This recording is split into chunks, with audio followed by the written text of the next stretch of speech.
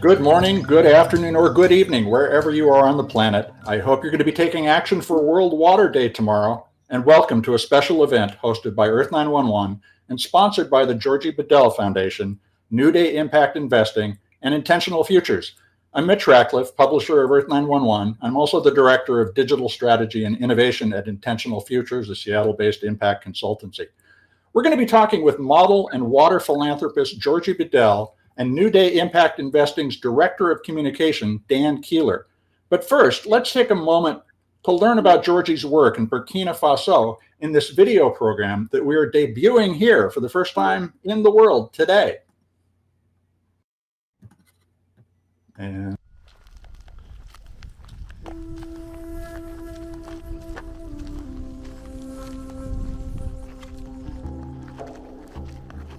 I am Georgie Badiel Liberty, also known as the Water Princess.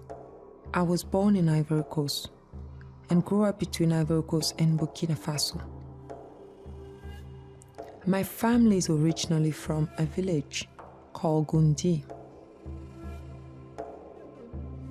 When I was a young girl, I had to get up at 6 a.m. to get water with my grandma. It wasn't my favorite thing to do, especially since I am not a morning person.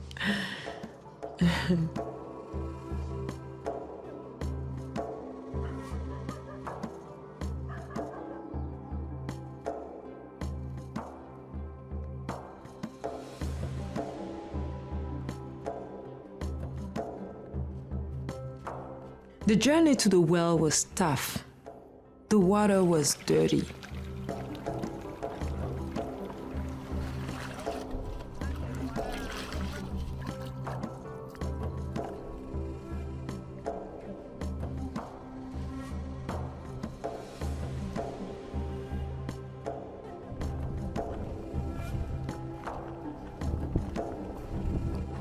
The bucket heavy and the sun burning, sometimes reaching up to 118 degrees. My feet would burn on the ground, but that cup of water at the end of the journey made it all worth it. Despite my humble childhood, I was blessed to become Miss Burkina Faso and Miss Africa in 2004.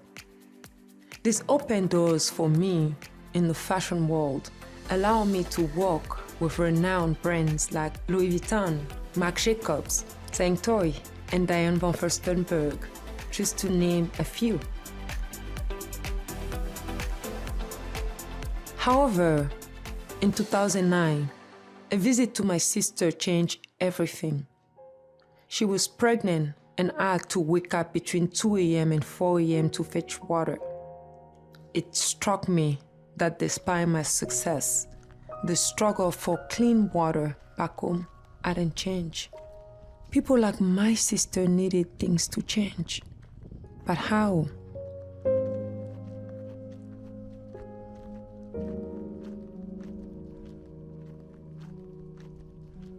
I started by partnering with my friends, Susan Verde and Peter Reno, to create The Water Princess, a best-selling children's book based on my childhood story. The Water Princess got big, and we were able to donate proceeds to build wells in Burkina Faso. Wow! Thank you, God! We are so grateful! But that wasn't enough, so that I started a foundation, and all my friends, family, and water prince and princesses all over the country raise money every year to build and restore more wells.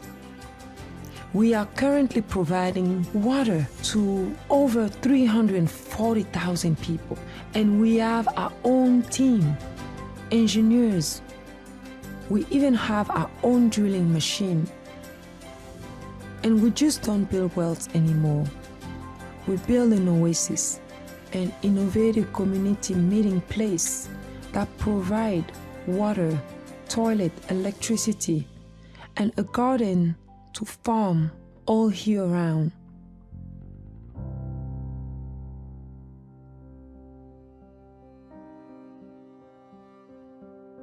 One of the biggest issues for water charities is that wells tend to break after a few years.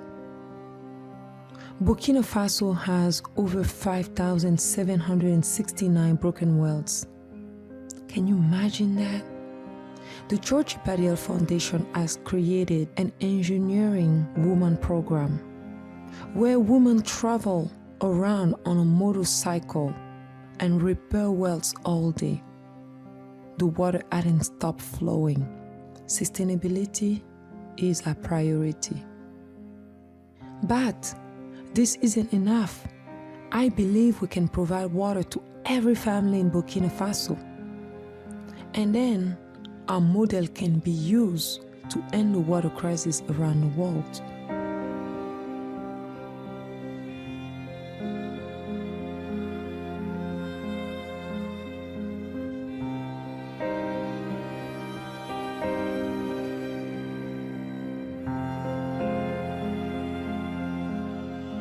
Women and girls spend 200 million hours each day collecting water around the world. We need to put an end to that, and we can, but we need your help. If you can pitch in $10 a month, we will be on our way to end the water crisis in Burkina Faso, and one step closer to ending the water crisis in the whole world. And if you can't pitch in for any reason, but you still want to help, share this video and tag more friends in the comments.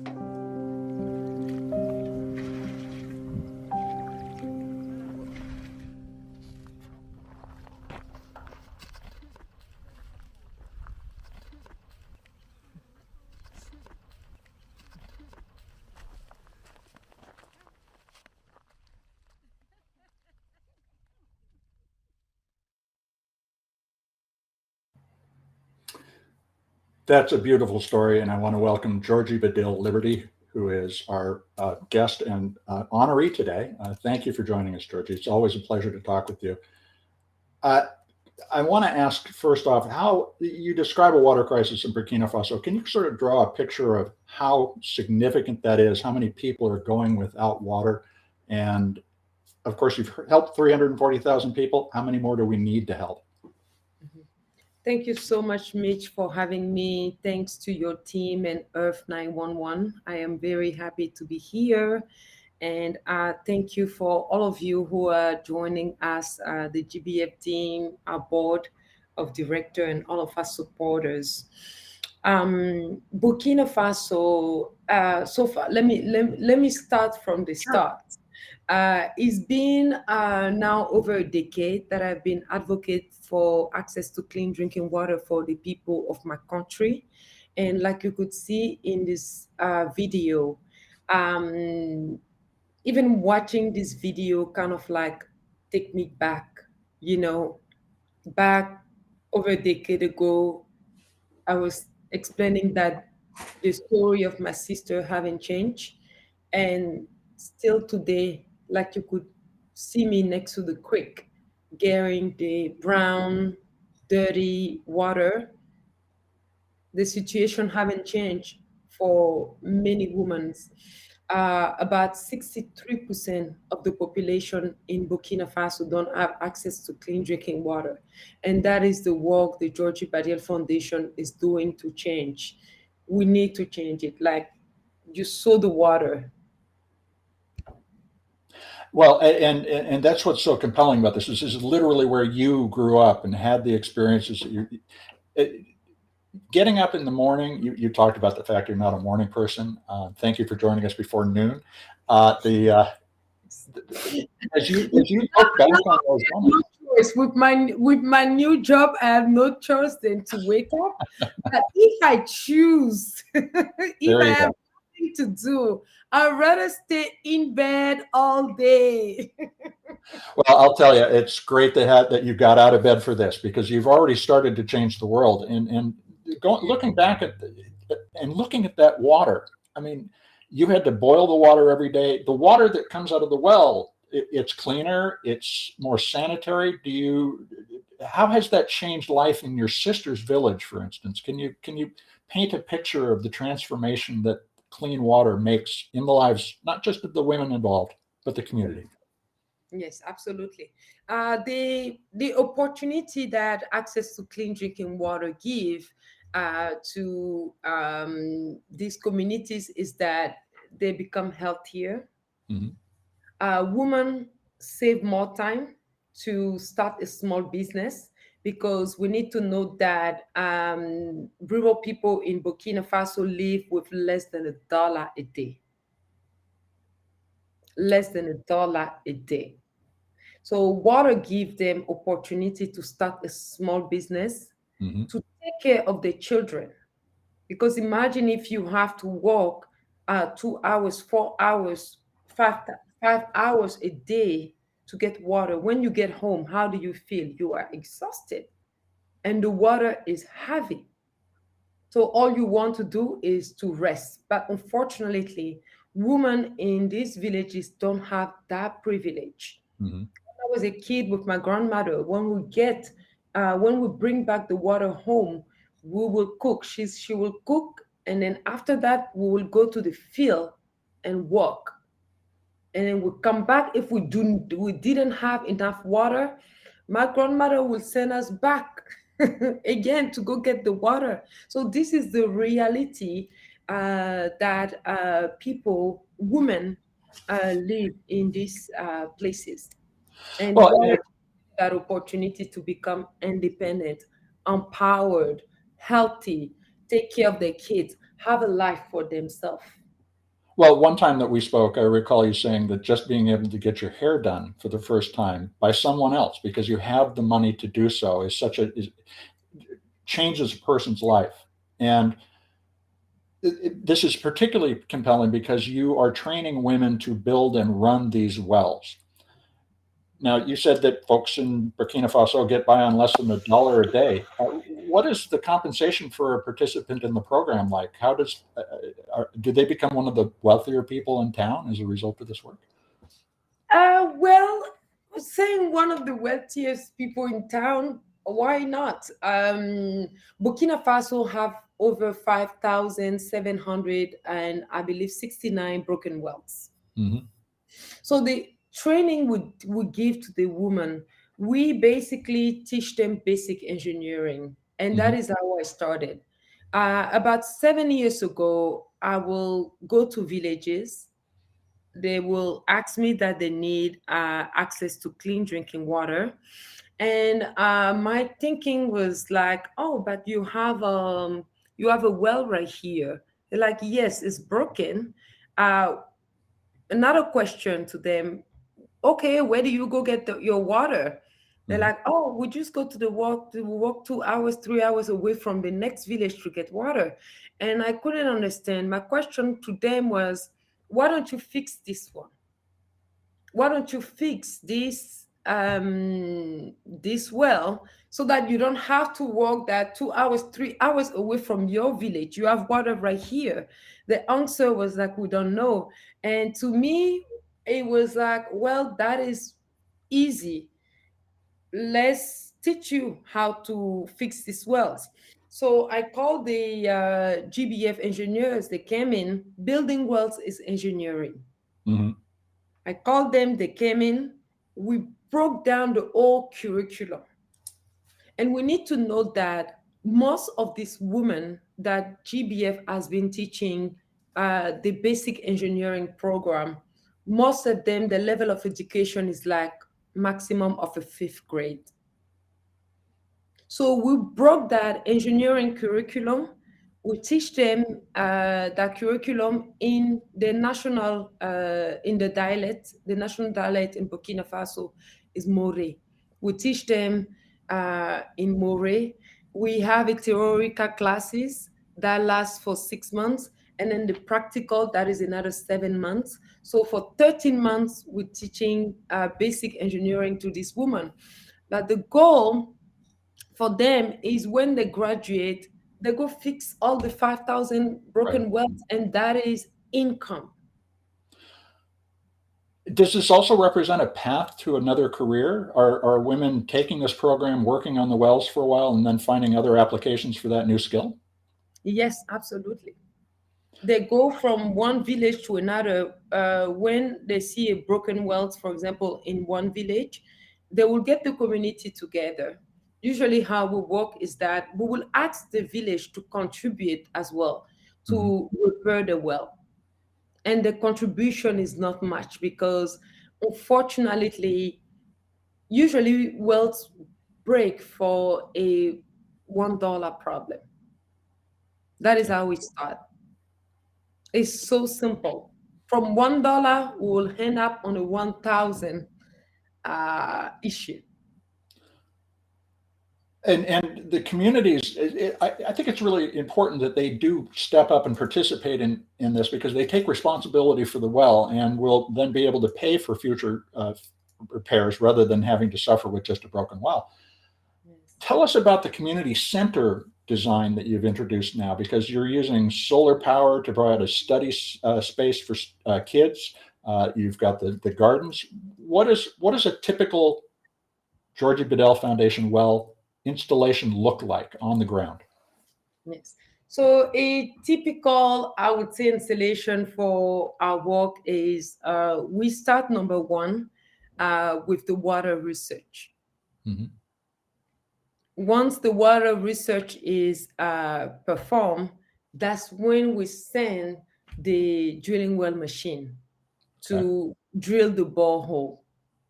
Once the borehole is drilled, we take a sample of that water to go analyze it, because we need to make sure we provide clean water. It's not because it's clean that means that it's clean Mm-hmm. Oh, yeah. for human to consume. So we take that sample of the water, we send it to the National Office of Water in Burkina Faso. They call LONIA. We send it to the laboratory. They analyze the water, give us the confirmation that is clean to consume, and then once we have that okay to go, that's when we start now installing the equipment going Mm-hmm. around, meaning the water tank, the solar power, the emerge pump, building the housing, the toilet, the wall around the oasis, and the community garden, electricity installation, etc., etc. Is this often the first toilet that's also available in town? On our oases, we install toilet, like you could see on the video when we were presenting just now. The video, Yep. most of our oases have toilet. Well, For but what I'm asking is this the first time that a village might have actually had a toilet versus an outhouse or a pit? well, in their homes, they have their own toilet, Okay. and then in the, which is very traditional. I call it traditional, compared to what GBF what GBF built. We just build the regular toilet you and I will use. Like a running water Reinvent- toilet. No, we didn't reinvent toilet. We made it simple. But it represents another change that is bringing these people into a different way of life. And so as you envision the future of Burkina Faso, obviously bringing clean water to everybody is going to be a challenge. How many people do we still need to help get clean water?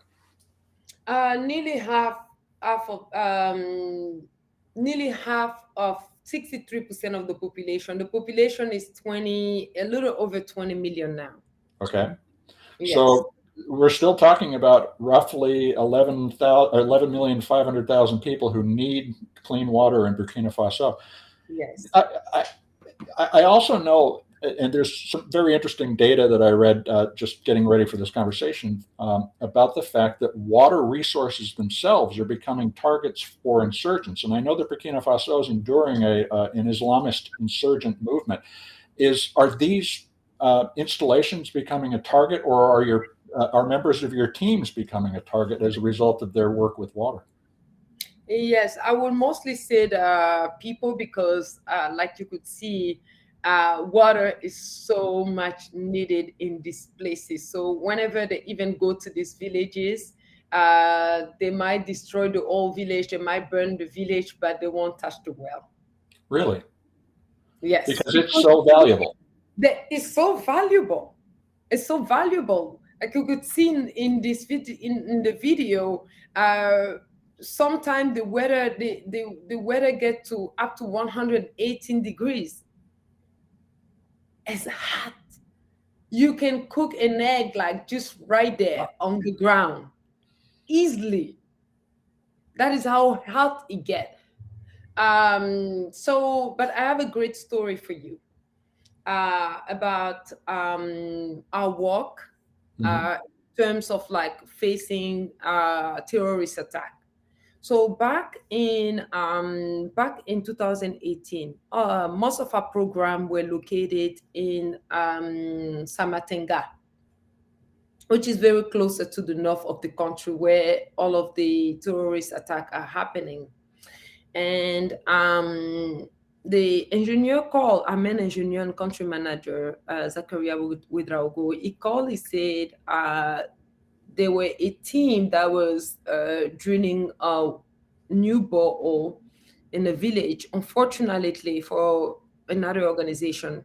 And they were attacked by the terrorists. That is when I knew that the situation were worse than Hmm. what we were thinking. Right away, in a second of a click, we completely move our program. Really? We had to. We had to. We couldn't put our staff in risk. Hmm. And right now, we're working in Kadiogo.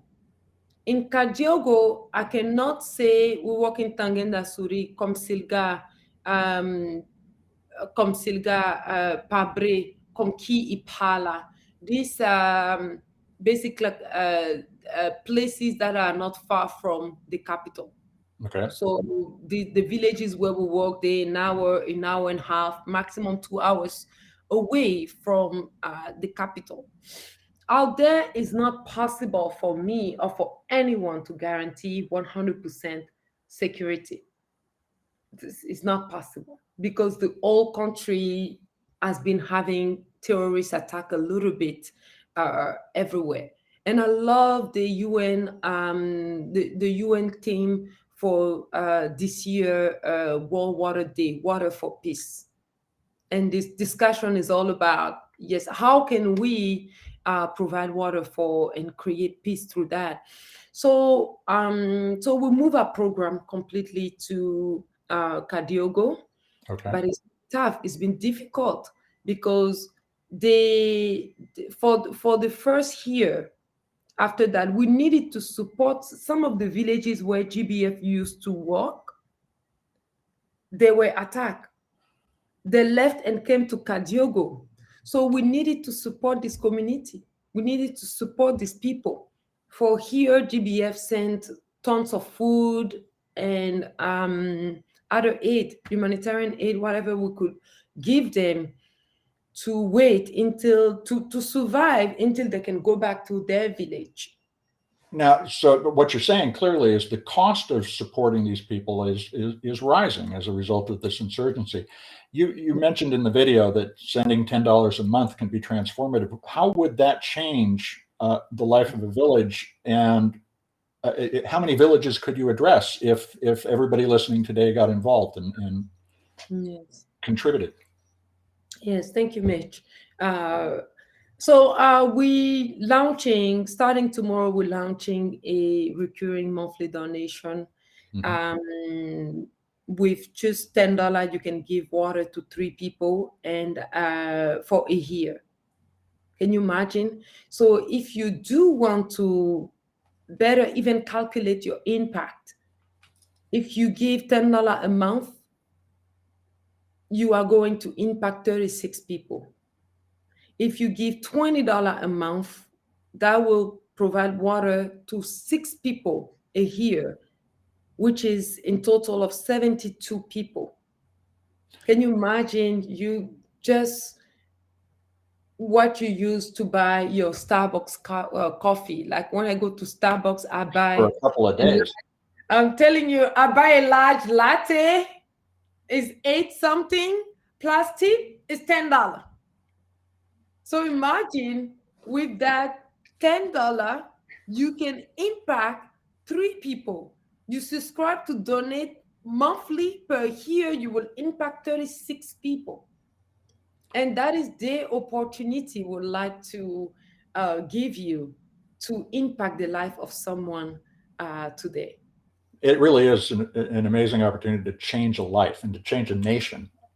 As we've talked when we met in New York and talked, you also described how inexpensive it is to fix this 5,700 wells that are broken. And it really is a trivial amount of money to bring the water back to those villages.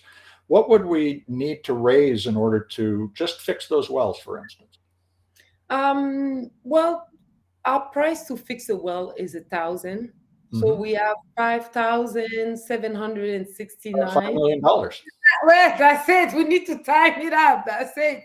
So yes, yes, maximum 5 million and more 6 million maximum will fix those wells. Now, one of the important work GBF has been doing is around sustainability. Mhm. I have spent the past 9 years thinking, how can we sustain, like why we have over 5,000 broken wells. And I have to come back again on that number. The reason why I have to come back again on that number is that last year the number was 9,000 something, or the year before. And then the recent numbers of the Ministry of Water is 5,000 plus. Mhm. I believe the number went down from over 9,000 to the 5,000 because they cannot go to get the right number of the broken wells in the north of the country because of all of the terrorist attack Right. that has been happening. So on my head, I am still stuck with the 9,000 broken wells. So it's like, how can we have nearly 63% of the population not having access to clean drinking water? And then there is over 9,000 broken wells out there. This is insane. This is crazy. So for the past 9 years, all I have been thinking and working to is how can we sustain this water project? And what we finally come up with is the Oasis model. With the Oasis model, we asked every person that come and get the water to give us a penny, which is nothing. Like Mhm. out there is nothing. To give us a penny for 1% of the average daily income. yeah, to we put this money, we put the penny on the side. When the system is down, we come and fix it. We come and fix it. For us, giving the opportunity as well to the community to be responsible for the water system has been very important for us because it's expensive to build a well. And I've been telling the people on the ground that, fundraising is not an easy thing. It's very difficult. So we have people that work very hard. They come in, they donate to us, they trust Mhm. us with their money. When we come in, we build the well for you. You have to show responsibility too, because it's hard. Life is hard for these people as well, but they donate. So that has been one of the hardest work we've been facing, and is happening. Since the theme of this year's World Water Day is water for peace, I'm curious whether the UN might be trying to talk with the insurgents who, as you said, don't destroy the wells because they're so valuable, about the need to bring water to everybody, regardless of the conflict. Have you spoken with any diplomats in terms of trying to at least use water as a bridge to peace? Yes, absolutely. First of all, I think the situation Burkina Faso has been currently facing, water is one of them. Mm-hmm. Water is one of them in the sense that I was born in Ivory Coast, next door. My parents went there to try to have better opportunities. But this water situation in Ivory Coast is not easy as well. It's very difficult. Uh, Burkina Faso is 10 times harder, and Burkinabe are one of the hardest people. We are the second producer of cotton in West Africa and the first producer of organic cotton in West Africa, and that is without water. And that is why I believe so much on giving simply water to the people of Burkina Faso, because I know they will transform their lives through water. They will rise through water. So I feel like the terrorist attack situation we've been facing in Burkina Faso is political, Mm-hmm. in the sense that I felt like the government for a very long time, starting from Blaze and then the after, they completely abandoned their people. They abandoned their people in the sense that they didn't provide them that basic necessity that they need to rise in life. They didn't provide them that. And now, today, most of these terrorists are Burkinabe. Mm-hmm. They are Burkinabe. And when they are asked, they're like, well, what other choice I have? Yeah, I didn't have much choice. because of the lack of economic opportunity. Exactly. All I have, I am a hard worker, but Mm-hmm. I don't have water Yeah. to farm. Well, you're hitting on an important point, which is that building the market, creating an economy, which is predicated first and foremost on water, which is the most used material in the world. And weirdly, cement is second. But just opening the door to clean water, access to clean water, can change a country profoundly. And I want to bring in Dan Keeler, who's with New Day Impact Investing, because they take a market-based approach to solving these problems. And I'm introduce Dan now. Let me click the right button here. Hi, Dan. How are you?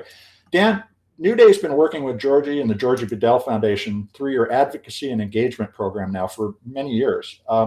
You donate 5% of your net revenues to a group of environmental organizations, which includes GBF, the Jane Goodall Institute, Earth Echo International, which is led by Philippe and Ashlyn Cousteau, who've been on shows with us before. And could you tell us, how do you create profit and impact, and how do listeners get involved? Sure. Well, first of all, Mitch, thank you so much for having me on. It's a great pleasure to be here, and it's always an honor to share a space both with you and with the incomparable Georgie Badiel. So huge honor. And it's also an honor for New Day to be working with organizations such as the Georgie Badiel Foundation, which, you're doing such amazing work in Burkina Faso and beyond.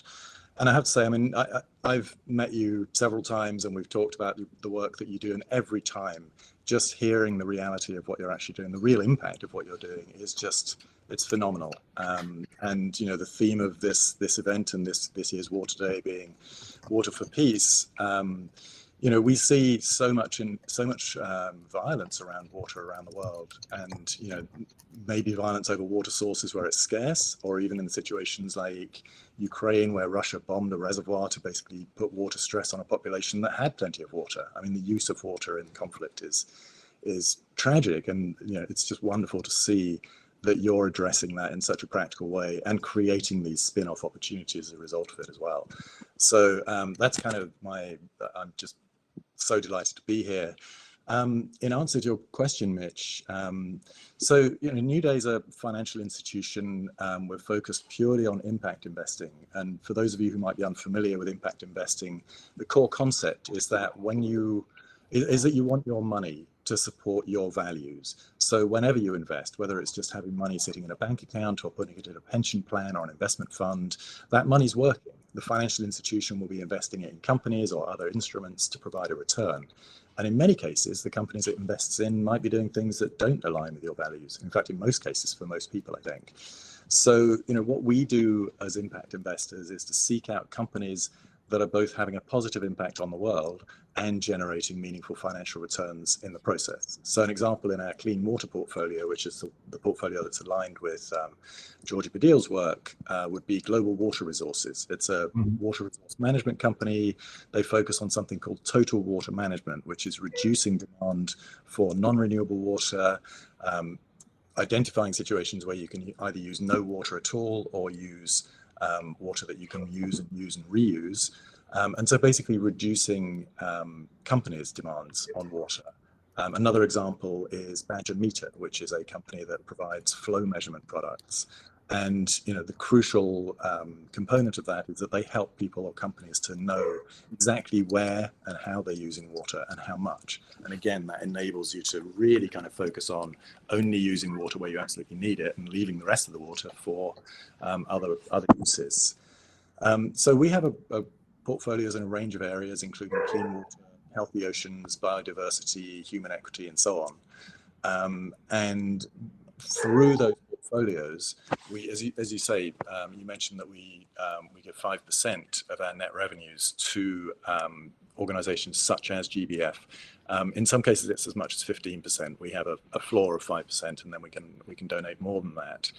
And the way that we do that is, as I say, by investing for impact. Those funds generate a return for the investors. We also charge a fee for managing those portfolios, and we channel some of that fee straight back to the organizations that we're working with. So it's a very simple equation. We also have another slightly more unusual, I guess, financial instrument, which is where for larger investors, we have a range of what we call separately managed accounts focused on those same key impact themes. And as well as focusing on generating market rate returns, we offer investors the opportunity to channel a portion of the money that they're making, their returns from those programs, from those funds, into programs that we've created with our impact partners. So we've got a number of different programs focused on clean water, on healthy oceans, on biodiversity, and so on. And the idea is that for larger investors who have an impact focus and really care about what their money is doing, we give them this additional opportunity to invest directly in programs that are having a positive impact on the planet. So as you think about the challenge of water globally, what regions should we be focused on most because of particularly climate change? We know that is actually increasing water scarcity at a time when we should be finally bringing clean water to everybody. Yeah, that's a really interesting question because I actually can't think of a single region in the world where we shouldn't be focusing on water. When you even look at, we're doing some work with an organization that's based in the Colombian Amazon, and the work that they're doing, while it's focused on biodiversity, what they're seeing is that the cutting down of some of the Amazon rainforest, particularly in Brazil and some of it in Colombia, while we initially think of that as being a disaster because of the carbon capture aspect of it. We're suddenly releasing all this carbon dioxide into the air, we're taking away the capture capacity of the trees. What it's also doing is massively impacting rainfall, not just in that region, but beyond. So where we see, for example, in Panama, there's been a lot of discussion recently about the low water levels in the Panama Canal, which is affecting trade through it. They're having to put fewer containers on the ships that travel through the canal. It's having an impact on GDP of Panama for a start, but also on the companies and individuals that rely on that transportation corridor. That water level is reduced in part because of the deforestation taking place in the Amazon, one of the wettest places in the world. So, and then you think back to my home country, the UK, it's becoming increasingly arid in the south of the UK, where people are planting cactuses in their gardens that used to be a classic leafy English green garden. Now they're planting, really plants that live best in water-stressed conditions. So I think it is obviously a global problem. The most acute places, though, I think, Georgie's a perfect person to talk about that. She must see areas where you can address in a very quick and not particularly expensive way the shortages that are impacting people just through wastage and just through inefficient infrastructure. And those are the kind of things that, you mentioned, Georgie, actually, I thought this was a really interesting point, or perhaps it was you, Mitch, but the contaminated water or the potentially contaminated water has to be boiled before you can use it. That then means you're burning precious wood, and you're, not only burning the wood, you're creating that carbon dioxide output, and you're harming the lives of the people that are around it. Open fires are notoriously toxic. They're very bad for children. They're very bad for developing, for developing people that are developing physically. And that's just because you can't get access to clean water. So it's extraordinary, the range of this problem. But it's also incredibly heartening just to see the real impact being made by people that have just said, you know what, I think I can do something about this. Well, and of course, Georgie did do something about it. Georgie, how did you get in contact with and start to work with New Day? Tell us the story of how your partnership evolved. Yes, thank you, Mitch. And then I'm very happy to see you, and honored to be collaborating with you guys. Last year, we finished the new Oasis project of New Day. It's beautiful. It's been serving a lot of women that have been doing farming in Bulkiemde, which is very lovely. And I cannot wait to welcome you and Doug to come in and visit your water project in Burkina Faso. So to everyone listening, this is the impact New Day has been creating through GBF, and I'm very thankful for it. So back in 2020, my friend Susan Rotendo, who is on the board of director and who was the chair of GBF, introduced me, Doc, because we were working to restructure our board, and right away, Doug and I fell in love with both of us' mission, and since then we've been transforming lives through clean drinking water. Now, you're referring to New Day's CEO, Doug Heskey, for those of you listening. That's right. Sorry, I think everybody No knows. worries. Everyone knows Doug. Surely. Friends should be on a first name basis. New Day, when you look at a relationship with an environmental impact organization like GBF, Dan, what kinds of criteria do you apply to the decision to support them? Talk a little about that. Well, as Georgie just said there, I think a lot of it just depends on that sort of personal chemistry and recognizing that missions are aligned. And I think you can really see that very quickly. But to sort of codify it, I guess, we're looking for organizations that are similarly focused as us on direct impact, on real impact, not just ticking the boxes, not just saying, oh, we're in this space, we kind of just throw money at this problem. Like, we want to see actual practical effects. And the Georgie Badiel Foundation is a perfect example of that, where not only do they see the problem and they identified a solution, they're innovating around that solution as well. And the water oasis is just such a fantastic idea, using ultra modern technology in a way, but in an environment and in a manner in which you can, it doesn't need a team of MIT scientists to maintain it. So we're really looking for mission alignment. We're looking for just real commitment and a really practical solution. That's the key ingredients, I think. That's it. Go on. Yeah. Well, this also relates to other work in other aspects of the portfolio. Your women and youth-oriented investments as well. You're helping empower women in Burkina Faso. What are some of the other portfolios that you're maintaining at this point, and how do they touch other environmental efforts? Well, so one of the main efforts we have at the moment is focused on the ocean, on ocean health. Mm-hmm. So we have, and that's one where we have an ocean health portfolio, which is the kind of account that I mentioned before, that higher net worth investors can put money into, that then generates this return that they can then put into the ocean program. But we also have an ETF, an exchange traded fund, focused on ocean health, and that is traded on the New York Stock Exchange under the ticker AHOY, AHOY. And that fund is focused very much on companies that are having a positive impact on ocean health, but also includes some companies that we call ocean improvers, which are companies that could right now be having a negative impact on ocean health, but very, very clearly has an opportunity to change how they're behaving. And we used the word advocacy earlier, and that's very accurate. We will advocate through our shareholdings to encourage those companies to change their behavior and to recognize that behaving more responsibly towards these irreplaceable resources such as the ocean, that can actually be, and in very many cases is actually more profitable and less destructive, obviously, than damaging them. So that's an example. The ocean health is a very, very important part of our mission at the moment. And to Georgie's earlier point, that when you unlock that economic opportunity, you can have a transformative impact across not just the direct recipients, but an entire society. And in this case, we know that there are so many young people feeling no opportunity are turning to radicalism. And some of your investments are also around youth empowerment. Can you talk a little about that? Yeah, well, it's certainly the youth empowerment aspect it's so important. You mentioned, Georgie, the situation that's going on not just in Burkina-Faso, but across the whole Sahel region with these insurgencies. And when people become radicalized, it's very often not because they particularly believe in the whatever religion or cult it is that's kind of behind it. It's just because of economic insecurity.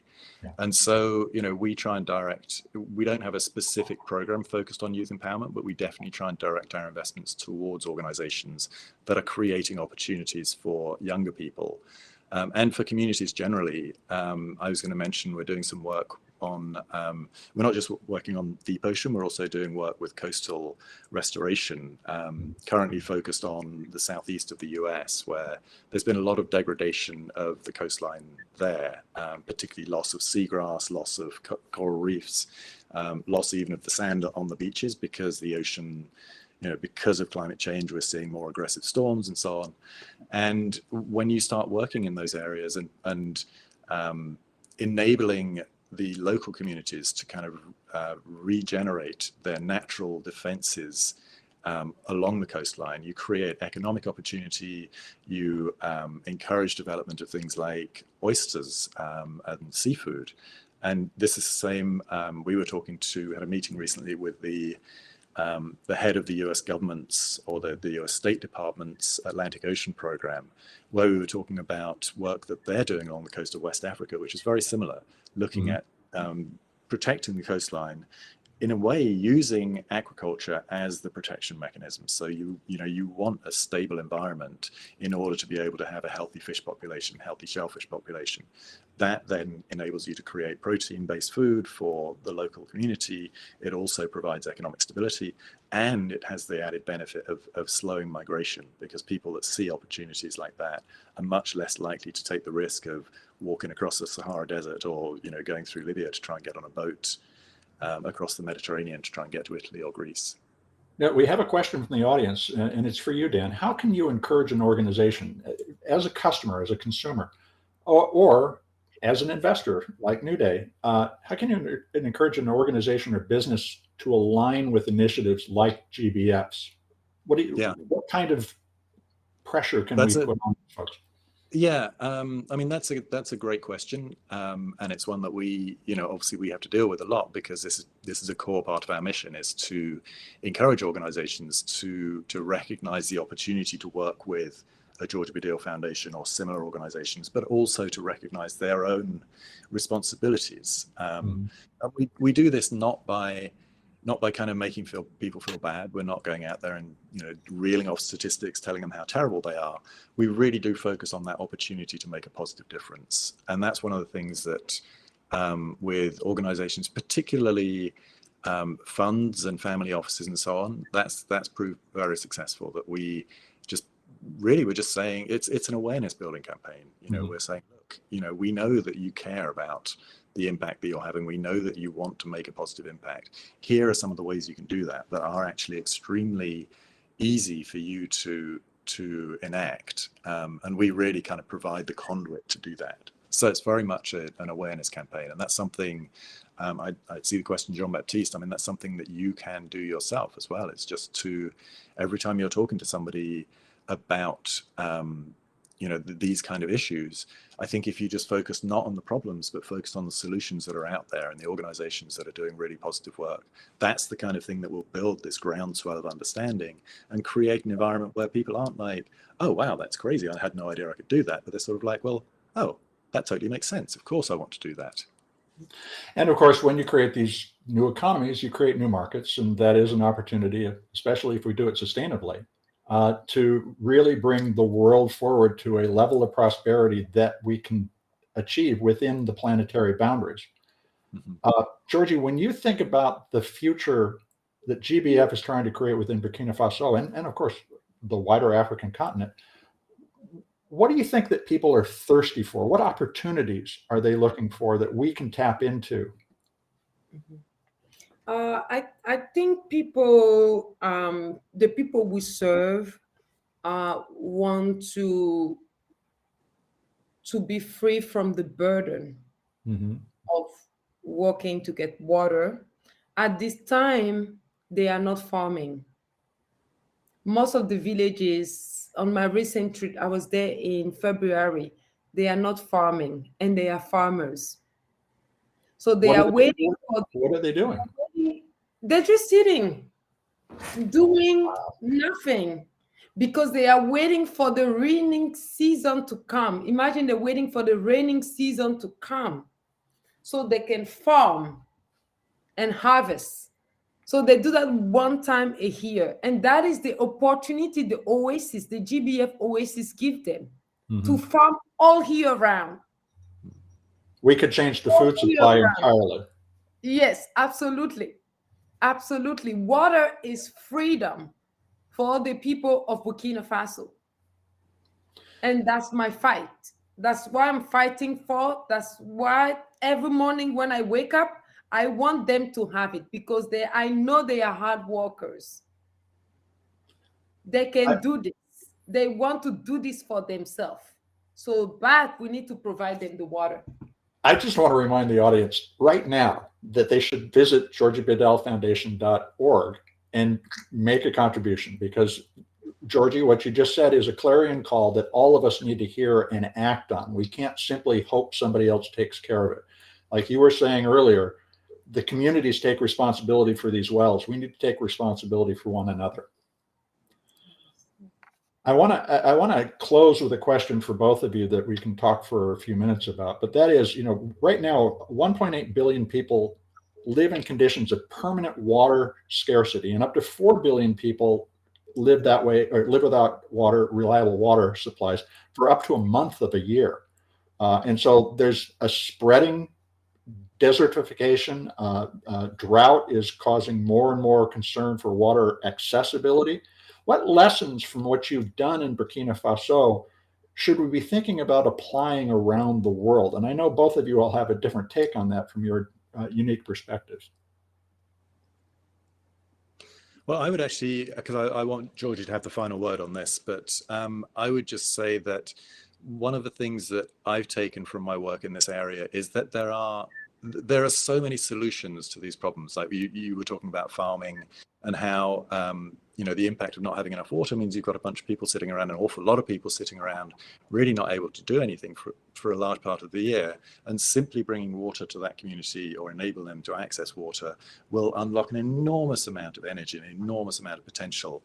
And what I'm seeing when we're talking to both investors and to organizations that are trying to address some of these challenges is that there really are solutions there, like the two companies that I mentioned that are helping companies to reduce the wastage of water. Like that's a huge part of this puzzle. The same with food, the amount of food that is wasted, that really, if we weren't wasting the amount of food that we are wasting, it would potentially solve this sort of so-called global food crisis that we're experiencing. I don't even mean so-called global food crisis, the global food crisis. But so what I would love to see is some of this stuff moving faster. And the way that we're going to enable this to move faster is having money moving into the right places. Right now, a lot of money is focused on I don't know, improving consumer experiences, or it's focused on building war machines, it's focused on, you know, bigger and better luxury cars. If some of that money, a significant portion of that money, were focused on addressing some of these problems with technology that we already have, you know, absolutely know how to do this. We know how to farm in a way that uses less water. We know how to manage water so that even if you do only have one rainy season a year, you can manage water throughout the year from that rainy season. You don't have to let it wash away your fields in 1 month and then have 11 months of water stress. So that would be my call, is just to really just for people to mobilize and to recognize that we have the answers. Let's just get a move on and put them to practice. Now, William S. Gibson said that the future's already here. It's not evenly spread. Dan, how do you accelerate the sharing of that technology? Should we be taking more open source approaches? Should we be distributing more information and education in order to activate that as well?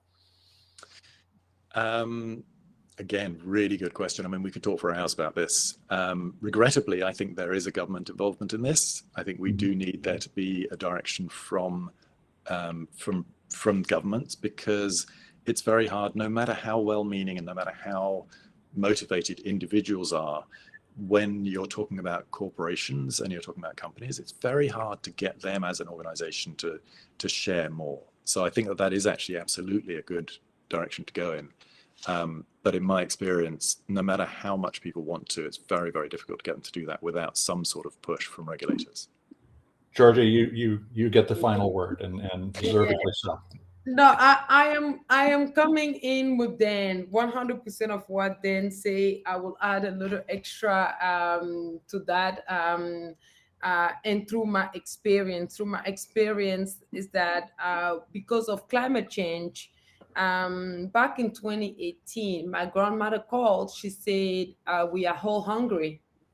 And I couldn't understand. I'm like, come on, grandma, you know, I know you have food, but she's a very generous woman. She will be giving just like my mother. They love to give. And she's like, no, the whole village is hungry. And I couldn't understand it.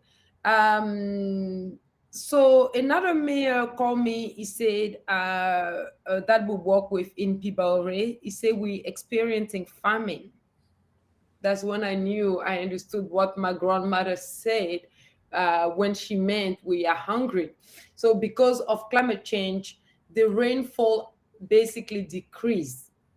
So the way that people conserve their food, they couldn't conserve enough food to eat through what they hear. So they were experiencing famine here. And I traveled. I went to my village. We brought them tons of food. I traveled to the north of the country. I have met for the first time children that was eating 2 times a week. 2 times a week. It was crazy. I couldn't look into the eyes. I felt ashamed. I felt the shame in the sense that, like, how can we have other human beings experience that, children? So I would say that we need to conserve our planet. We need to care for it. We need to conserve water. It's very important. Yeah. Georgie, you're right. This is an emergency. It's an emergency, and there is a window of opportunity to end the emergency. But if we don't act, we are going to all suffer from it in a variety of ways. And it's so important that we take the time and make an investment personally in order to help change the trajectory of human society. And I hope everybody will take a few minutes right now to visit georgiebadielfoundation.com, or .org. So that you can make a donation. Remember, $10 a month will help 36 people have access to clean water year-round. This is an incredible opportunity to make a difference in a country that is suffering from a variety of negative impacts that are historical, that are climate-related, that are economic, that we can change. And we can change them right now if we take action. I want to thank Georgie Badiel Liberty for being here today and for all of the work that you've done. And Dan Keeler, thank you for joining us as well. Yes, thank you so much, Mitch, for having us. It was an honor having this conversation with you, and thank you to everyone that joined us. Then And I want to play the video one more time because I think it's worth the time. Spend a few minutes, folks. Think about what you can do today. I want to thank everybody for your attention, our audience, all the people who helped put the event together. Georgie and Dan, have a wonderful day. thank you.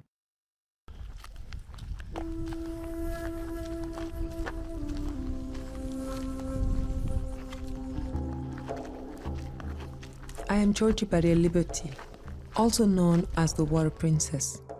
I was born in Ivory Coast and grew up between Ivory Coast and Burkina Faso. My family is originally from a village called Gundi. When I was a young girl, I had to get up at 6 a.m. to get water with my grandma. It wasn't my favorite thing to do, especially since I am not a morning person.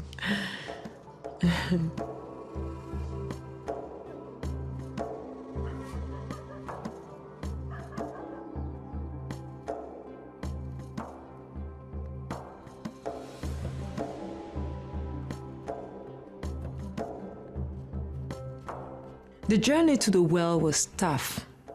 The water was dirty.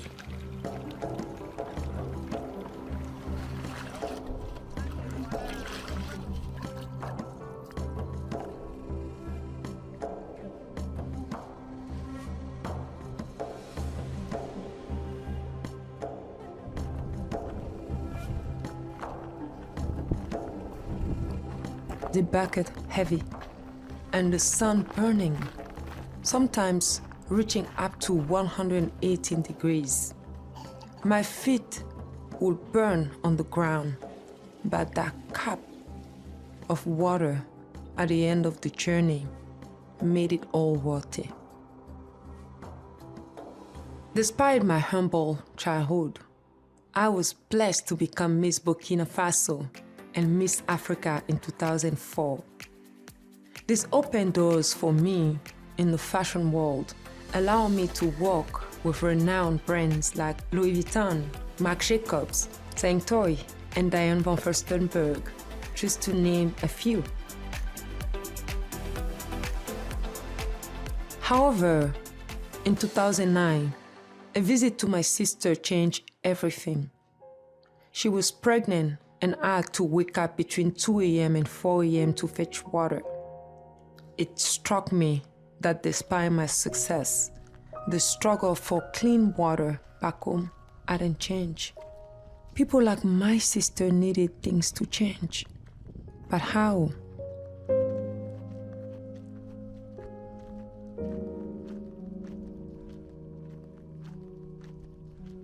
I started by partnering with my friends, Susan Verde and Peter Reno, to create The Water Princess, a best-selling children's book based on my childhood story. The Water Princess got big, and we were able to donate proceeds to build wells in Burkina Faso. Whoa! Thank you, God. We are so grateful. But that wasn't enough, so that I started a foundation, and all my friends, family, and water prince and princesses all over the country raise money every year to build and restore more wells. We are currently providing water to over 340,000 people, and we have our own team, engineers.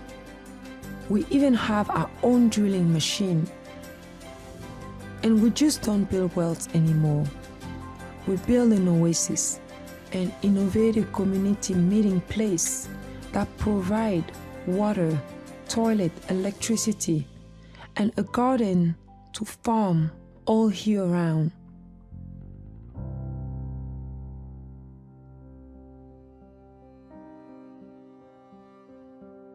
One of the biggest issues for water charities is that wells tend to break after a few years. Burkina Faso has over 5,769 broken wells. Can you imagine that? The Georgie Badiel Foundation has created an engineering woman program where women travel around on a motorcycle and repair wells all day, the water hadn't stopped flowing. Sustainability is a priority. But this isn't enough. I believe we can provide water to every family in Burkina Faso. And then our model can be used to end the water crisis around the world.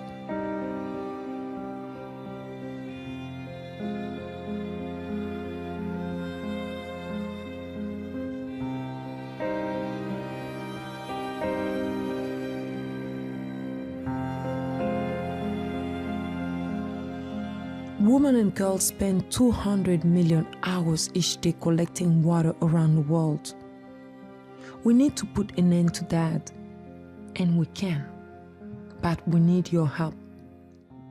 If you can pitch in $10 a month, we will be on our way to end the water crisis in Burkina Faso, and one step closer to ending the water crisis in the whole world. And if you can't pitch in for any reason, but you still want to help, share this video and tag more friends in the comments.